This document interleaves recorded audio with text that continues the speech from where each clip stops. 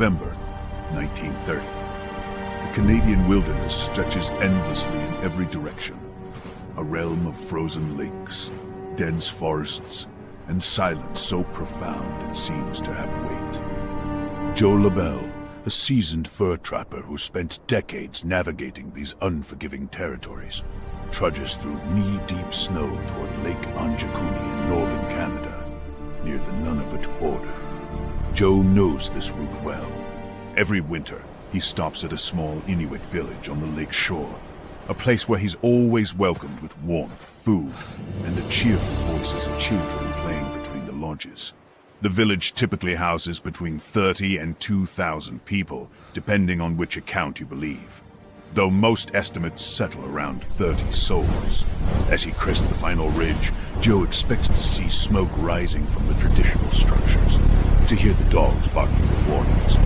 Instead, there's only silence. An unnatural, oppressive silence that makes the hair on the back of his neck stand on end. Something is terribly wrong. Joe enters the village cautiously, his rifle ready. The scene before him defies explanation.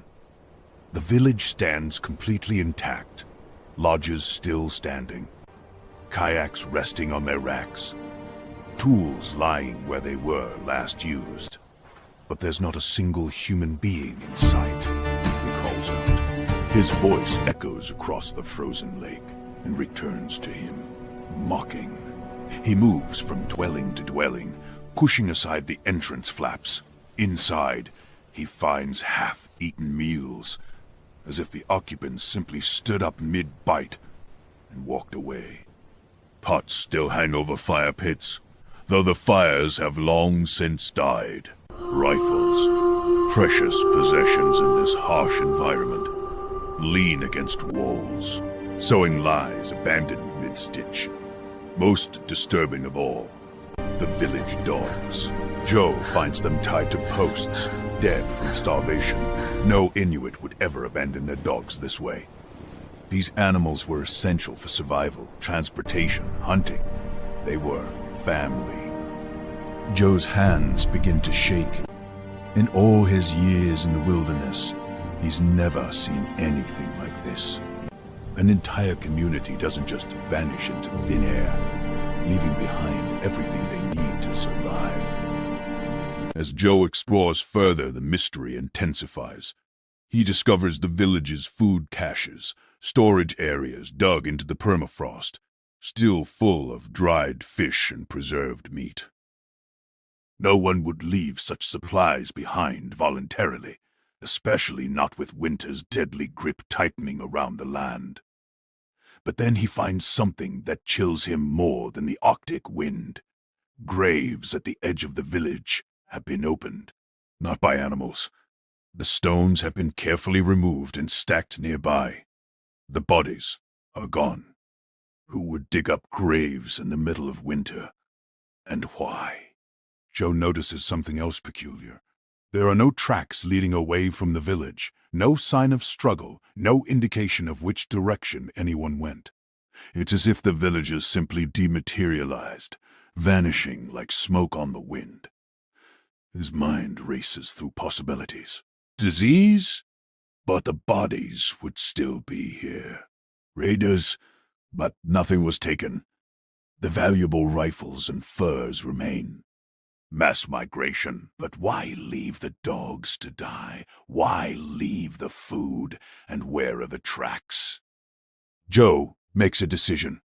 He needs to report this to the Royal Canadian Mounted Police immediately. The Royal Canadian Mounted Police receive Joe LaBelle's report with skepticism. Stories circulate constantly in the isolated Northern Territories. Tall tales, exaggerations, misunderstandings. But Joe is a credible witness, known for his level-headedness. They decide to investigate. When the Mounties arrive at Lake Anjikuni, they confirm Joe's account. The village is indeed abandoned in the most inexplicable way. They conduct a systematic search of the area, expanding their radius mile by mile through the brutal winter landscape. They find nothing. No bodies frozen in the snow, No tracks leading to neighboring settlements. No evidence of violence. It's as if 30 people, men, women, children, simply ceased to exist. The investigation expands. The Mounties contact other settlements in the region, send out search parties, question anyone who might have passed through the area. Months pass. The winter gives way to spring, then summer. Nothing. Some of the Mounties begin to wonder if Joe LaBelle fabricated the entire story, but he passes every credibility test.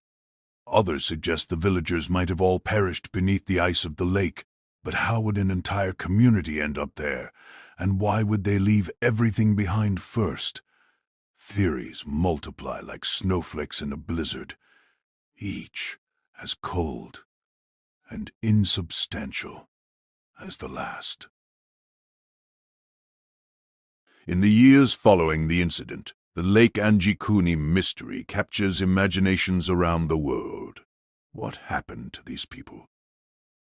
The most practical theory suggests the villagers relocated to another area for better hunting or to escape some threat, perhaps rumors of disease or conflict. Proponents point out that northern communities did occasionally move, but this doesn't explain the abandoned supplies, the dead dogs, or the opened graves. Others propose a darker scenario: mass murder or abduction by hostile parties. But who would commit such an act in this remote location? And how could they remove all evidence of 30 people, leaving no tracks, no blood, no signs of struggle? Some researchers later suggest that the entire story might be exaggerated or even fabricated. They point out that contemporary newspaper accounts are inconsistent. Some say 30 people vanished. Others claim 2,000. The Mounties' official records from 1930 don't clearly document the investigation, leading skeptics to wonder if it happened at all. Then there are the paranormal explanations. UFO enthusiasts seize on the story, claiming alien abduction. Others whisper about doorways to other dimensions, ancient spirits of the land reclaiming what was theirs, or curses awakened when the graves were disturbed. But here's the problem with all these theories. We're missing verifiable documentation. The further we dig into the Lake Anjikuni case, the more it becomes a story about storytelling itself.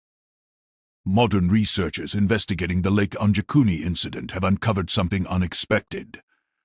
The mystery might be more fiction than fact. The story first appeared in detail in a 1959 book by Frank Edwards called Stranger Than Science, published nearly 30 years after the supposed event. Edwards was known for sensationalizing paranormal stories. His account included dramatic details that can't be verified and numbers that seem impossibly inflated. When researchers attempt to trace the story backward, they find earlier mentions, but these become increasingly vague and contradictory. The 1930 RCMP records that should document such an investigation are either missing specific details or don't mention Anjikuni at all, in the dramatic way the legend suggests. Some historians now believe the story might be based on a much smaller, more mundane event, perhaps a single family relocating or a misunderstanding that grew in the telling. The North was filled with storytellers during this era, and tales could transform dramatically as they passed from trapper to trader to journalist. There's also evidence that Inuit communities in the region did experience significant disruption in the early 20th century due to disease, economic changes, and cultural pressures. Some villages did shrink or relocate, but an entire community vanishing without trace? That seems to be where fact ends and folklore begins. Yet something keeps this story alive beyond mere sensationalism. Whether the Lake Anjikuni vanishing happened as described, was exaggerated, or was largely invented, the story endures because it touches something primal in us. Our fear of the unknown, our awareness of how fragile our presence is in vast, indifferent landscapes. The Canadian Arctic is a place where nature demonstrates its absolute power. People do vanish there, lost to blizzards, through thin ice, into crevasses. Small tragedies happen that go unrecorded. In the 1930s, communication was sparse, documentation inconsistent. Real mysteries did occur. Perhaps the Lake Anjikuni legend is our way of giving form to the anxiety of isolation, of processing the very real dangers and disappearances that plague northern communities. Or perhaps it's a story about cultural erasure, about how indigenous communities in the north face disruptions so severe they might as well have vanished from the historical record, their stories untold or distorted. The truth is, we may never know exactly what happened at Lake Anjikuni in 1930, if anything did.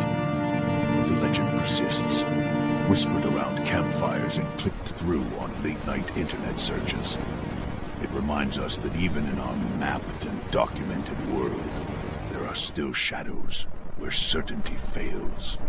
And sometimes, the most enduring mysteries aren't about what we don't know. They're about what we need to believe. The wind still blows across Lake Anjikuni, stirring the snow into patterns that appear and vanish like ghosts. And the silence remains.